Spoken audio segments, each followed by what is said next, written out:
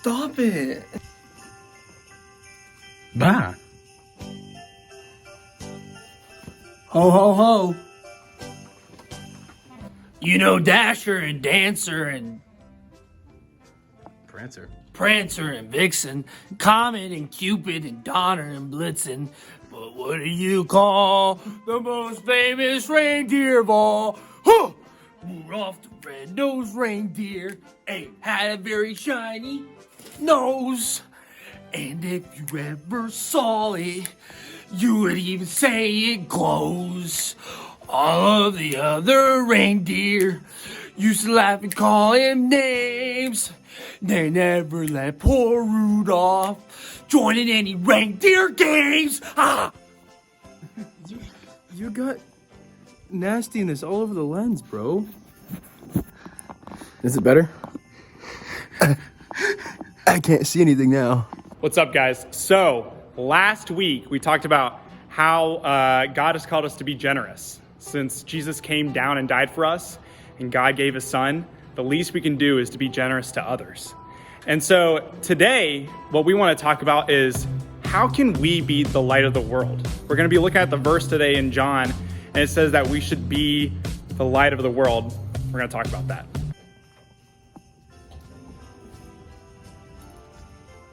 Then one foggy Christmas Eve, Santa came to say, Rudolph, with your nose so bright, won't you guard my sleigh tonight? What? Okay, breathe down, Santa.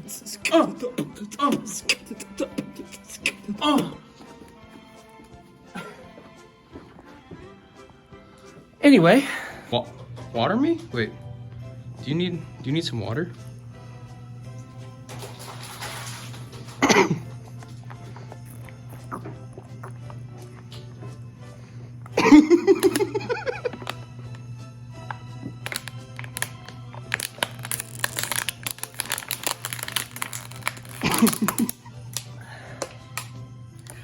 I feel like I always burp in our video. Time for some bottle flip challenges, boy! Wait. Oh. No. Oh. Okay. Call this the exit shot. Call this the exit shot. The exit shot. I call this one the exit shot. I call this one the exit shot. Come on.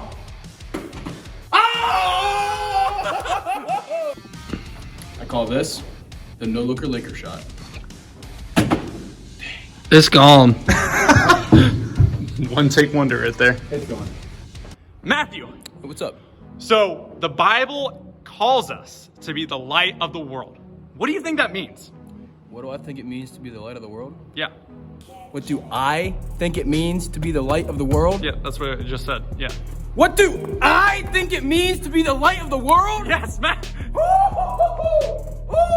I think it means to take the trash out when your mom doesn't even tell you to. Okay. Man, you don't even hear me right now. I think it means to be nice to those bullies at school that you can't stand. Ooh, okay.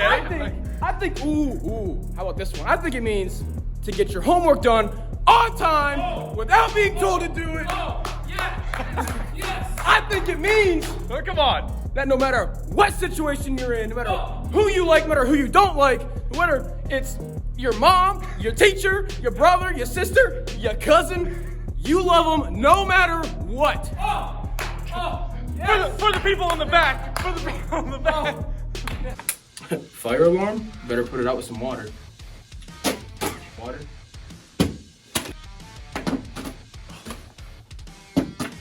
Dang, that was it too. Fuego shot. Fuego. What? Did I say fuego? Fuego. You ever had a shot so hot you put it out with some water? Oh, he made it that I time. made it too. You freaking. I call this shot upper decker. Upper decker. Upper decker. I call this shot top deck. They told me, me and my Hunter, what do you think the Bible means when it says that we need to be the light of the world? So what I think it means is that when we think of being the light of the world, we think of Jesus. Jesus came down as the light of the world to a hopeless and dark world. Mm-hmm. And I believe that in order to be the light of the world, we need to be exactly like Jesus. We need to follow what his word says. And to be like Jesus, we need to love those even when it seems like we don't want to love them. I believe that Jesus loved everybody, no matter what they looked like, no matter where they came from. I truly believe that the person sitting right next to you, Jesus calls us to love that person, no matter if it's a guy or a girl or whether you hate them or love them. That's what I believe the light of the world is.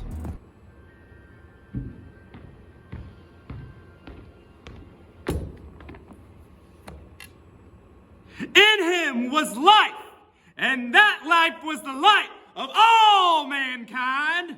The light shines in the darkness, and the darkness has not overcome it. All reality, I'm going to say the verse in respect. Okay, John 1, 4 through 5, it says, in him was life, and that life was the light of all mankind. The light shines in the darkness, and the darkness has not overcome it. I think there's a lot of examples and things that we can probably think of how we can be the light of the world. But I think the real challenge is to do something that you know Jesus would do that you probably wouldn't do naturally. Some of the stuff that Jesus calls us to do comes easy to you. But maybe some of the stuff is a little more difficult, like loving your neighbor or loving the person that you hate or loving the person that really hurt you. So you probably know, even with me and Matt and Hunter talking about how we can be the light of the world, you're probably thinking about moments maybe that you've missed, or maybe moments that you know that you should be like Jesus, but you didn't really feel like it. You didn't want to because it was uncomfortable. I want to speak into that. You guys have the Holy Spirit inside of you. Even if it feels uncomfortable, even if it feels awkward or weird, Jesus calls for us to do that because he knows that when we do that there's a greater reward on the other side of that, and that actually our life will be blessed. There's people out there in this world, especially around the holiday season, that need hope. We actually, me and Hunter and Matt got lunch today, and we went out to eat, and our server, I asked her, I was like, hey, are you excited for Christmas? And she said, actually, Christmas brings back bad memories. And so some people don't have the best feelings and memories when the holiday seasons come around. So how can you be a light in your school? There's kids who are going through really tough times. Parents are having a divorce. They're not really well off financially. Maybe they're not going to get a lot of presents for Christmas. Maybe they're not the best at sports, or maybe they're kind of awkward and they like different things than you. We all have those people in our lives that we can be a light to. If that's the person that we're walking past down the street, or if that's our person sitting next to us at school, how can you show love to somebody this Christmas season? And then when you do that, they will see the difference in you. They will see Jesus inside of you. They'll see that there's something not ordinary. Because being the light of the world isn't ordinary. The world is used to darkness. The world is used to people just thinking about themselves. So I want to challenge you guys, before Christmas, before you go on Christmas break, what's one thing you can do for your parents, your teachers, your friends, that classmate that's weird and awkward or you don't feel comfortable with? How can you be the light of the world? And just watch what happens. Watch how God will use you. Thank you guys for watching episode 48. This will actually be our last vlog for the holiday season until the next year. And so we won't have a regular middle school experience next week, because that's when we're doing our big Christmas at the X next week. We're going to have 3 services. So make sure you go check out our website to see the times and dates. And go attend a Christmas service with your family. And then the following weekend, we don't have church. And then we'll be back January 5th. So January 5th is when the vlogs will be back, and we'll be back together. Can't wait to see you guys. We'll miss you. Have a great Christmas, and be safe.